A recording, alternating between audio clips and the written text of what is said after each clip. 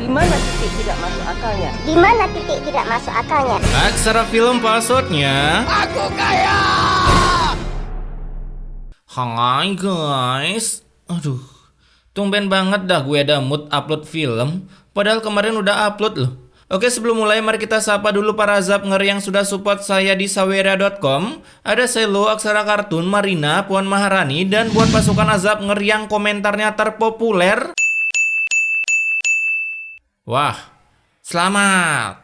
Dan tanpa berbacot ria lagi, mari kita skuy. Sebuah film akan kemistisan ini dibuka dengan seorang bapak-bapak yang menunggu istrinya meloginkan calon penerus akun FF-nya. Ya, kita sebut aja Rudy dan istrinya Tina. Di mana saat sang bidan kematian ini keluar, ia pun memberi kabar bahwa calon anaknya sudah melenyapkan diri dari dunia karena tak mau memiliki bapak macam Rudy. Bayi bapak meninggal. Udah tahu dia kalau Rudy bakalan kena azab, jadinya daripada nggak punya bapak, mending pulang lagi ke sisi Tuhan. Di hari itu juga mereka pun begitu bersedih. Ya iyalah, anak mati masa nggak sedih. Tapi si Rudy yang belum menjelma menjadi seorang azabnger, ia pun berusaha menenangkan istrinya yang hampir menyusul anaknya akibat tak kuasa menahan kejamnya dunia ini. Asik. Setelah di rumah, barulah si Rudy menjadi anggota azabnger karena ia ternyata memiliki sifat seperti Dobleh dengan memarah-marahi anak buahnya karena tak mau menuruti perintahnya melakukan GB dosa bareng-bareng. Dari hasil proyek itu, saya mendapatkan uang yang banyak dan menjadi kaya raya. Nilep uang pembangunan terus sampai bajunya ganti skin. Keesokan harinya Tina pun membawakan Rudy es bakar lumer buatannya yang pada saat itu Rudy sedang melihat majalah dewasa. Ya mungkin. Dan akibat Rudy kehilangan anaknya, mentalnya pun mulai berubah secara tiba-tiba karena ia tak segan-segan mengulti istrinya sendiri dengan cangkemnya akibat sang istri dengan beraninya mengganggu penggebean dosanya tentang penilapan uang proyek. Nih, tontonan yang cocok buat para tikus berdasi yang udah berskin Shopee. Di hari itu juga Rudy yang menjabat sebagai kades, ia pun menerima beberapa cuan dari investor yang akan membangun pabrik es buah naga crispy di kampung sana. Karena berkat Rudy, ia bisa membeli tanah di kawasan sana, walaupun itu pastinya akan menimbulkan bencana bagi penduduk sekitar. Saya nggak mau mengenai uang sogokan ini. Ada yang tahu? Hayo lo, jadi gini cara main kalian wahai para oknum-oknum. Asal ada uang semua lancar, brother. Jadi nggak usah heran ya kalau tiba-tiba ada pabrik nge-spawn di kampung kalian. Kemudian saat Rudy di kantor, terlihat begitu banyak piala MPL terpajang yang menandakan Rudy seorang pro player ML. Dan kala itu datanglah seorang anak buahnya yang meminta pembangunan jembatan baru demi kesejahteraan bangsa dan negara. Namun baru dicek harga pembuatannya, ya tentunya dong Rudy langsung menolak karena merasa di proyek tersebut ia tak akan bisa menilap dana pembangunan. Wih, jadi pengen nyalon jadi kades dah. Nah, ketika pulang, Rudy pun berhasil membeli sebuah bit ember keluaran terbaru sampai membuat istrinya terheran-heran. Iya, tapi kamu dapat uang dari mana bisa beli motor? Lah, jadi selama ini Rudy kerja jalan kaki. Baru beli motor bit doang, heran. Belum juga Rubicon. Dari luar datanglah seorang minion yang menggosipi Rudy karena Motor baru?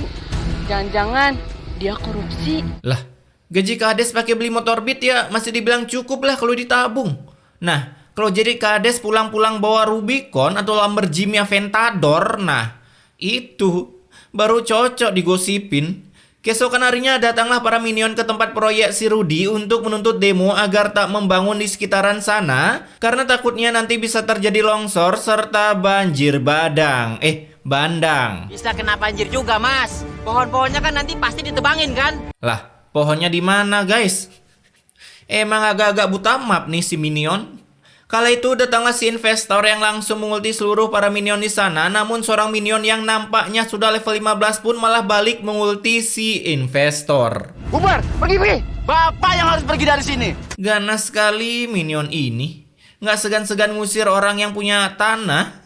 Hasil merasa kalah ulti plus cuan, para minion ini pun langsung berdemo ke kantor Pak Kades menolak pembangunan pabrik. Yang padahal niat Rudy membangun pabrik selain mendapatkan cuan dari hasil nilep, ia juga bisa membantu para warganya bekerja di sana. Tapi apa daya, Kalian mau maju gak sih? Kami nggak mau jadi buruh pabrik, Pak. udah dikasih loker malah milih-milih. Nanti ujung-ujungnya bikin status di WhatsApp, hidup tak semudah itu Ferguson. Elah, Malam harinya si Rudy yang stres kembali disuguhkan es krim bakar lumer karya si Tina. Sampai sebuah kata-kata di luar nalar pun langsung terucap yang mungkin bagi para oknum memiliki impian yang sama dengan Rudy. Target aku ya, selama aku jabat ya, target aku itulah membeli rumah yang baru seperti rumah. Kukira targetnya ingin mensejahterakan warga. Tahu-taunya mau bikin rumah Minecraft. Wahai para oknum, apakah ini salah satu alasan kalian ingin menjabat? Tapi itu semua dari hasil uang sogokan mereka semua, Mas. Itu udah termasuk rezeki. Rezeki bapak kau. Ini orang bisa bedain uang haram sama halal nggak sih? Kala itu Rudy pun mengungkapkan tips and triknya mendapatkan cuan dari hasil menjabat jadi kades dengan cara, ya dengar sendiri deh. Ada anggaran proyek pembangunan. Disitulah aku dapat untung besar. Wah, makasih tipsnya Rudy, gas. Umur 25 nyalek jadi kades.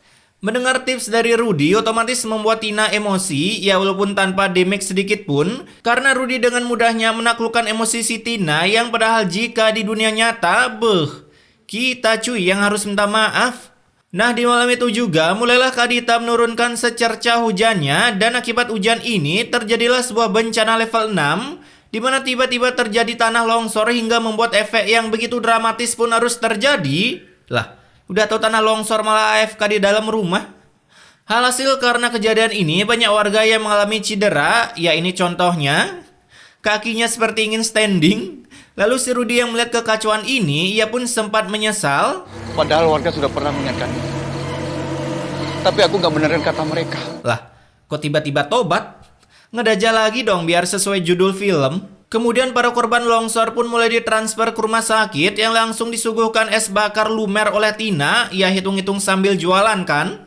Dan saat Rudy berflicker ke sana, ia pun kembali dengan sifat dajalnya. Karena saat para warga menuntut keadilan, si Rudy bisa-bisanya menyalahkan para kuli yang membangun bangunan itu. Kan tukang bangunan sendiri yang bangun. Ya emang tukang bangunan yang bangun, tapi kalau nggak diizinin dia nggak bangun gitu gob. Manusia tidak punya tanggung jawab. Buset, udah lama nggak rangkum film azab. Sekarang minionnya makin barbar semua ya. Keesokan harinya ada lagi sebuah proyek milik Rudy yang menyuruh builder ini membangun jembatan penghubung. Dan bisa-bisanya membangun sebuah jembatan dengan bambu seperti ini. Gila nggak tuh? Pengen bikin para warga nyungsep masal. Di sisi lain Rudy pun kembali mencoba mencari muka agar saat nyalek lagi ia bisa dipilih dengan cara memberikan sumbangan ke para warga yang terkena musibah termasuk sekolah yang langsung direnovasi oleh Rudy setelah terkena longsor. Sekolah ini adalah tempat di mana calon-calon pemimpin kita. Ya, tapi semoga nggak calon pemimpin seperti bapak ya. Karena kalau satu sekolah isinya calon penerus kayak bapak, bisa open war kayak Avenger nih kampung. Setelah cari muka di sekolah, Rudy pun mendatangi Madun di rumahnya karena kata Rudy dirinya mau membangun sebuah masjid yang wah, tapi dengan harga yang ramah di kantong. Mendengar itu, Madun pun seketika terbagongkan karena tertumben banget mendengar keinginan orang segeblek Rudy. Namun karena si Madun hanyalah seorang builder pabrik, ya walaupun dulu pernah menang lawan Messi, ia pun mau tak mau meng-ACC proyek dari Rudy meski proyek itu nantinya akan menyebabkan bencana seperti tersmackdownnya para warga saat sedang beribadah. Nah, ketika Rudy tiba di rumah, ia pun mendapatkan kabar kalau Rudy telah berhasil ngecas si Tina secara sempurna sampai si Tina hamil. Jadinya mendengar itu si Rudy pastinya sangat senang karena akhirnya ada yang mewariskan tahtanya sebagai the king of penilap uang rakyat. Asik. Gimana kalau anakku meninggal lagi? Yaelah, nggak apa-apa nanti bikin lagi gampang. Di sisi lain, saat jembatan dengan bambu seadanya itu jadi dan sedang direview oleh para minion, tiba-tiba dari atas muncullah sebuah gempa yang menggoyang dumangkan mereka hingga mereka nyungsep ke sungai. Lalu kejadian ini pun langsung dilaporkan ke Kades Rudy. Asik, Kades Rudy nggak tuh? Bahan-bahan bangunannya jangan yang murah, Pak. Bahan bangunan? Lah, perasaan itu jembatan pakai bambu doang. Bahan bangunannya mana? Dan dengan gebleknya, Rudy malah balik menyalahkan para kuli karena merekalah yang membangun jembatan itu. Jangan pernah salahkan saya. Ngerti? Buset, si Rudy menjelma menjadi woman ya rupanya. Kala itu saat Rudy bertemu dengan para korban yang masih belum mati, ia pun mengawali ceramahnya dengan permintaan maaf lalu mengaktifkan kekuatan doblehnya dengan cangkemnya ngebacot seperti ini. Karena saya telah menyuruh mereka untuk membeli barang-barang berkualitas dan juga bagus. Meanwhile, Kan bisa pakai bahan-bahan yang lebih murah. Kalau perlu, tukangnya cari yang murah juga. Emang asli dah sifat dobleh itu ada. Para minion yang mendengar itu tentunya mereka percaya, ya maklum otak belum ditemukan pada zaman ini. Alhasil nama Kades Rudy pun berhasil terselamatkan karena tak jadi dikudeta. Terlebih lagi selain gelarnya selamat, Rudy juga berhasil menyelamatkan uang pengtikus berdasiannya karena tak jadi menanggung para korban jiwa.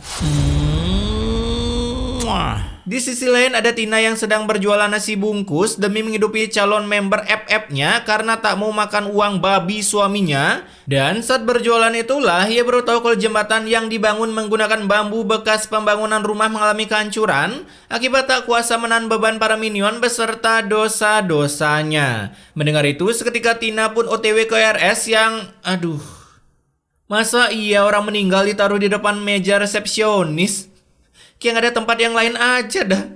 Dan karena nasi sudah menjadi bubur, para warga di sana pun hanya bisa bersabar menantikan ajal mendelitkan si Kades Rudy. Nah, malam harinya terjadilah sebuah open war di rumah Rudy yang dimulai oleh si Tina, di mana ia memarahi Rudy karena keseringan GB dosa karena takutnya dosa-dosanya malah beralih ke calon anaknya yang bisa mengakibatkan anaknya kena hackback dan tak bisa login ke bumi. Hackback nggak tuh?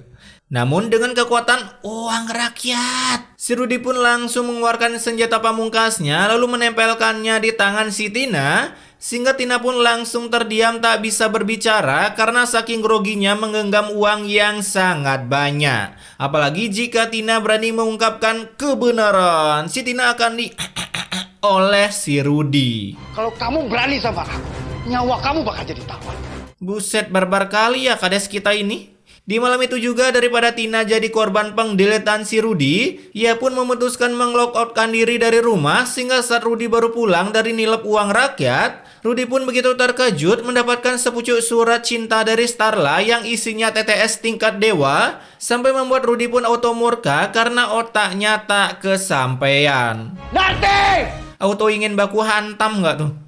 Dan karena tempat casan Rudy sudah lenyap, ia pun mencoba mendekatkan diri ke seorang janda kembang-kembung ini yang tentunya si janda ini langsung teruhui setelah mendengar, aku nggak punya istri lagi, tapi uangku banyak. Goblok bener. Kalau mau nyari cewek tulus nggak gitu caranya Bambang?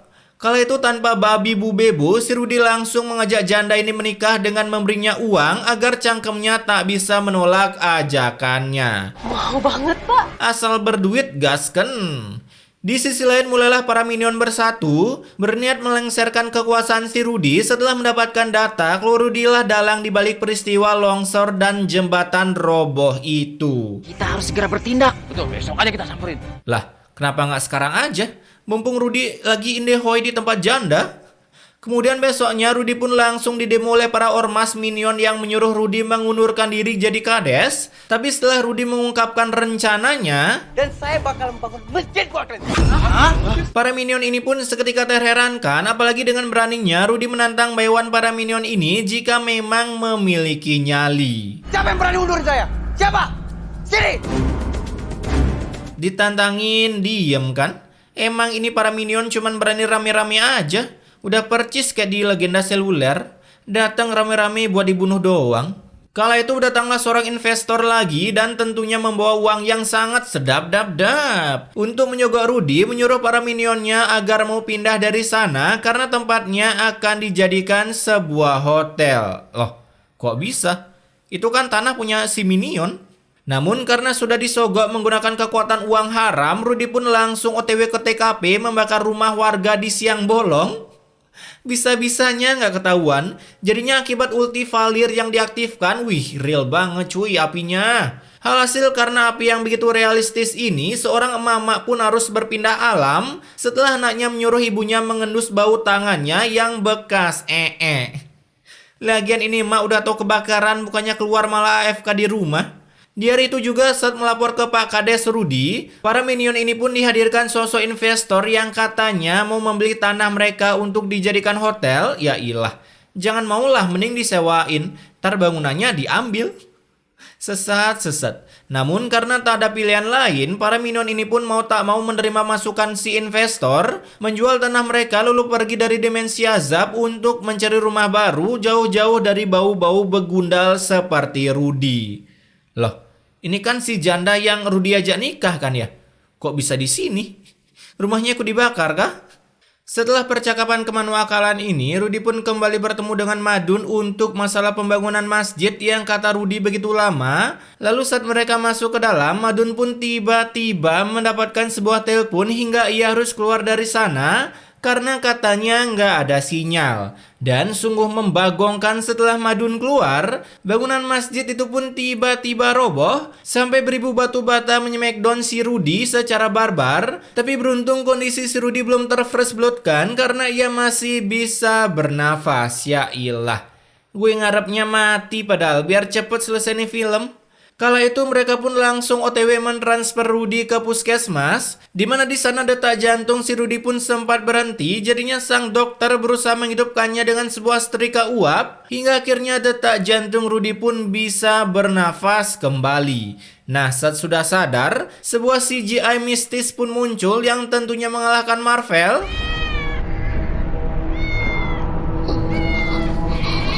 Kucing apaan nih cuy? Dan karena seekor majikan datang ke ruangan Rudy, detak jantung Rudy pun lagi-lagi berhenti. Lalu supaya Rudy cepat mati, seorang suster pun membengkap cangkem Rudy dengan selimut yang penuh akan virus. Sampai akhirnya misi suster pun bisa tercapai. Makasih suster.